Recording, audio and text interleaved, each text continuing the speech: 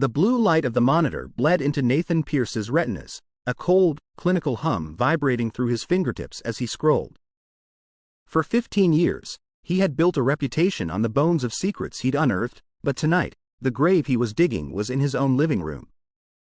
The folder, buried 3 layers deep in an encrypted drive he'd stolen from a senator's aide, wasn't supposed to contain a face he recognized. Yet, there she was. Elena. His partner of 7 years, the woman who liked her coffee too bitter and her books too old, stared back at him from a scanned identification card dated 2008. The name on the card wasn't Elena Vance, it was Sarah Thorne. Below the photo, a classification stamp, Operative, Domestic Intelligence. Nathan felt the air in the room turn into wet concrete. His lungs labored, pushing against a sudden, crushing weight. Every shared memory flickered like a dying bulb, threatening to leave him in total, suffocating darkness. The apartment felt different now. The shadows in the corners weren't just absences of light, they were apertures. Nathan stood up, his joints popping in the silence. He looked at the armchair where Elena sat every evening, reading. Had she been reading, or had she been watching him? Every lead she had suggested, every breakthrough in his career that she had toasted with expensive wine, were they breadcrumbs laid by a master? He walked to the kitchen, his hand trembling as he reached for a glass of water. He stopped. Was the tap water safe? The paranoia, sharp and metallic, tasted like copper on his tongue. He looked at the spice rack, the messy pile of mail, the mismatched shoes by the door. It was a stage set. He was the only one who didn't know his lines. He remembered the night they met in that rain-slicked alley in Prague. He was chasing a ghost. She was the whistleblower who saved him. Or so he had written in his journals. He went to his safe, the heavy steel door groaning as it swung open. Inside were his notebooks, the raw data of a decade's worth of corruption. He began to cross-reference his major wins with Elena's movements. When he took down the Vane Corporation, she had been in D.C., visiting her mother. When he exposed the trafficking ring in Marseille, she had been on a retreat. Now, looking at the travel logs he had hacked an hour ago, he saw the truth. She wasn't at a retreat. She was at the coordinates of the very safe houses he had raided weeks later.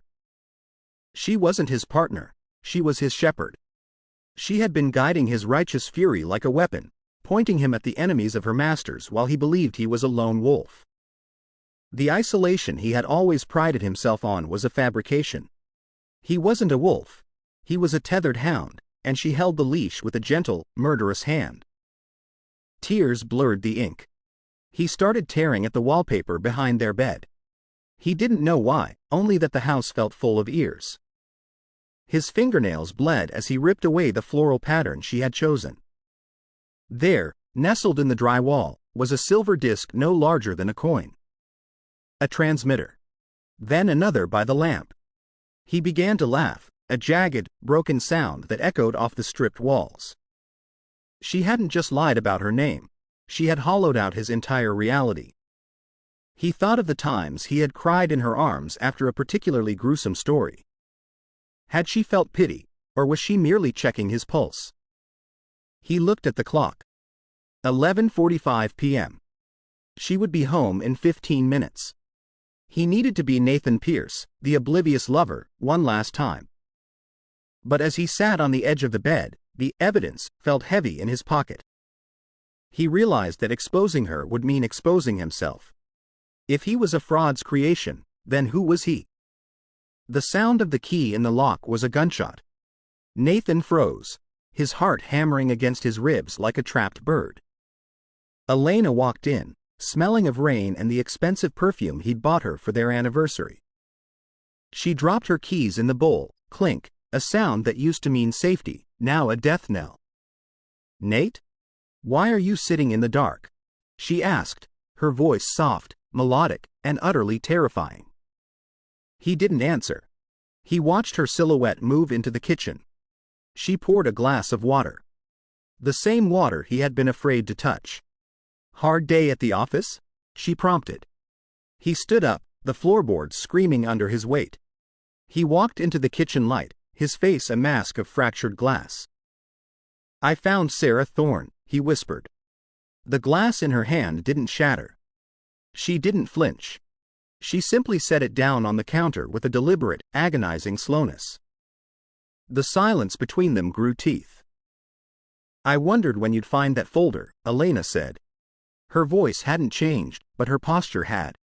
The softness was gone, replaced by a rigid, military precision. She looked at him not with love, but with a weary kind of appraisal. "You weren't supposed to see it for another year, Nathan.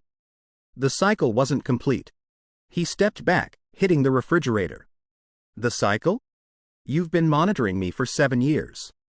My work, my life. It was all a lie." Elena shook her head, a small, sad smile touching her lips. "The work was real. The targets were real. You just needed the right motivation to find them. You're the best investigative mind of your generation, but you're lazy, Nathan. You're driven by spite, not justice. I just gave you better things to be spiteful about." He felt sick. The moral ambiguity of his own success began to rot in his stomach. Every villain he jailed was a rival of hers. "You used me to kill your competition," Nathan spat, his voice cracking. "I'm an assassin who uses a pen instead of a gun." Elena stepped closer, into the harsh light of the overhead bulb. "And what did you get in return?" "Fame. 3 Pulitzers. A life of comfort. You didn't ask too many questions because you liked the answers I fed you." She reached out to touch his cheek, and he flinched as if she held a blade. "Don't," he hissed. She dropped her hand. "You think you're the victim here? Look at your own files, Nathan. Look at the accident that killed your first wife. The one that started your whole career in journalism." Nathan felt the world tilt. That was a gas leak. A tragedy. Elena pulled a small, black notebook from her coat pocket, his notebook. "I've had to rewrite your memories so many times, Nate. You're a very fragile man when you're sober." "What are you talking about?" he roared, his hands clenching into fists. The paranoia he had felt earlier was nothing compared to this sudden, visceral terror. He remembered the fire. He remembered the smell of smoke. But the details were blurry, like a dream seen through thick glass. Elena sighed, a sound of genuine exhaustion. "You killed her, Nathan. It was an accident, yes, but you were drunk, and you left the stove on. You called the agency before you called the police. You begged us to fix it. To make it go away so you could still be the good man the world needed." Nathan staggered, his knees hitting the floor. "No. That's a lie. You're trying to gaslight me because I caught you." Elena knelt beside him, her eyes shining with something that looked horribly like compassion. "Check the dates, Nathan. Check the payments to the witnesses you interviewed for your first big break. They weren't sources. They were actors." He wanted to scream, but his throat was tight with the bile of 1,000 repressed truths. He thought of his first book, the one that made him a household name. He had been a hero, the man who spoke truth to power.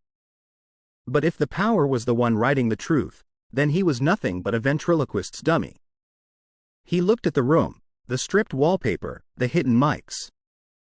Were they there to watch him, or to protect the secret of who he really was? Who betrayed whom, Nathan? Elena whispered, her breath warm against his ear. "Did I betray you by giving you a life you didn't deserve, or did you betray me by forcing me to become the monster you needed to keep your conscience clean?" He looked at his hands. They looked the same, but they felt heavy with a phantom soot. The isolation was no longer a threat. It was a cage he had built for himself, and she was just the warden. Nathan stood up slowly, his legs feeling like lead. He walked back to the laptop, the blue light now feeling like a funeral shroud. He looked at the file again. Sarah Thorne. He looked at the date of her recruitment. It was 2 days after his wife's funeral. She hadn't been sent to watch a journalist. She had been sent to manage a liability. He realized then that his entire investigative career was just a series of controlled burns, clearing out the brush so the agency could plant what they wanted. He looked at Elena, who was now leaning against the counter, watching him with a terrifying neutrality. "What happens now?" he asked. "Do you kill me?" She laughed, a short, dry sound. "Kill you? Nathan, you're the most valuable asset we have. You're the conscience of the nation. If you die, people ask questions. If you keep writing, the world stays exactly where we want it." He felt the moral ambiguity swallow him whole. If he stayed, he was a puppet. If he left, he was a murderer whose crimes would suddenly find their way into the light.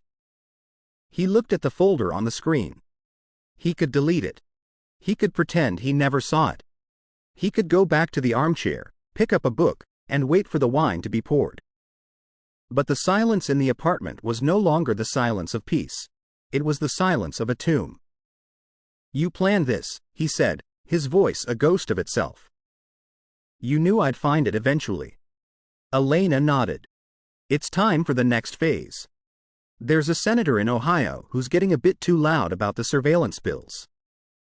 I thought you might want to look into his charity work." She handed him a fresh manila envelope. It felt hot in his hand, like a coal from a fire he had started and forgotten. Nathan looked at the envelope. This was the betrayal. Not the lies, not the surveillance, but the offer of a way out. She was giving him a choice, the truth and ruin, or a lie and continued glory. He looked at her, searching for any trace of the woman he loved. Was she ever there? Or was Elena just another character she played, a role designed to fit the jagged edges of his broken psyche? "Did you ever love me?" he asked. It was a pathetic question, the last gasp of a drowning man. Elena walked over and kissed his forehead. It was the most honest gesture she had made all night. "I loved the man you thought you were," she said. "He was much kinder than the man I know." She turned and walked toward the bedroom, leaving him alone in the kitchen with the blue light and the evidence of his own damnation. He sat there for hours, the envelope sitting on the table like a predatory animal. The rain began to beat against the window, a rhythmic, mocking sound. He thought about the people he had saved with his articles. Were they safe, or were they just moved to a different part of the board? He realized that in his quest for the truth, he had never once looked in a mirror. He was the greatest lie he had ever uncovered. The paranoia didn't leave, it shifted. He wasn't afraid of them anymore. He was afraid of himself. He reached for the laptop, his fingers hovering over the delete key. One press, and Sarah Thorne would vanish. One press, and Nathan Pierce would remain a hero. He looked at the transmitter in the dry wall. He knew they were watching. They were waiting to see if their hound would return to the leash or bark at the moon. The moral weight of his decision felt like it would snap his spine. If he exposed her, he exposed the system, but he also invited the cold, hard light of justice onto his own dark past. Was one life, his first wife's, worth the collapse of 1,000 lies? Or was the stability of the lie better than the chaos of a truth that no one would believe anyway? He thought of the public, his readers. They trusted him. They looked to him for the real story. If he gave it to them, he would be the villain of the very story he told. He looked at the manila envelope again. The senator in Ohio. A new target. A new truth to uncover. He felt the cold lure of the hunt. It was all he had left. He realized then that the betrayal wasn't hers alone. He had betrayed himself years ago, the moment he asked the agency to fix it. Nathan closed the laptop. The blue light died, leaving the kitchen in a gray, sickly dawn. He picked up the manila envelope and tucked it into his bag. He walked to the bedroom door and watched Elena sleep. She looked peaceful, a mask of innocence that was perfectly executed. He didn't know if he hated her or if he was grateful for her. He stepped into the hallway, the floorboards silent now. He had his lead. He had his mission. He would go to Ohio. He would write the story. He would remain the Nathan Pierce the world needed. As he walked out the front door, the lock clicking shut behind him, he wondered, who was really holding the leash? Was it her, or was it the version of himself he couldn't bear to lose? The street was empty, the rain washing away the tracks of the man who had died in that kitchen. The city was waking up, oblivious to the fact that its greatest truth-teller was now its most loyal servant. Nathan walked toward the subway, his mind already spinning the narrative. He would frame the senator perfectly. He would find the evidence. He would be the hero once again. But as he descended into the underground, the smell of damp concrete reminding him of a grave, he felt a sudden, sharp pang of doubt. What if the folder wasn't a mistake? What if she had wanted him to find it, not to test his loyalty, but to remind him of his debt? He looked at his reflection in the train window, a hollowed-out man with a bag full of curated secrets. In the end, it didn't matter who betrayed whom. The truth was a commodity, and Nathan Pierce was finally open for business. The story was over, but the lie was just beginning.